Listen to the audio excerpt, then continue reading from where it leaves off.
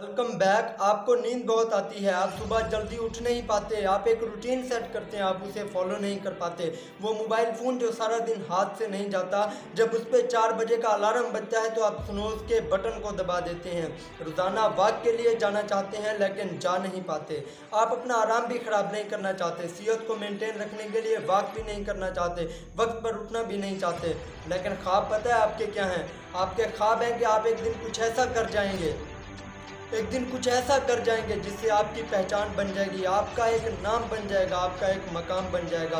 लेकिन याद रखें, ये ख्वाब नहीं है, ये एक बकवास है जिसने आपके ज़हन के अंदर अपनी जगह बना ली है। ये एक मिथ है। इस फर्जी ख्याल से खुद को आज़ाद कराएं, क्योंकि कायनात में कोई भी चीज़ मुफ्त नहीं मिलती। हर चीज़ की एक कीमत अदा करनी पड़ती है। एक सांस भी मुफ्त में नहीं मिलती। एक सांस लेने के लिए भी दूसरी सांस को छोड़ना पड़ता है। हर चीज़ की एक कीमत है, इसी तरह कामयाबी की भी एक कीमत है।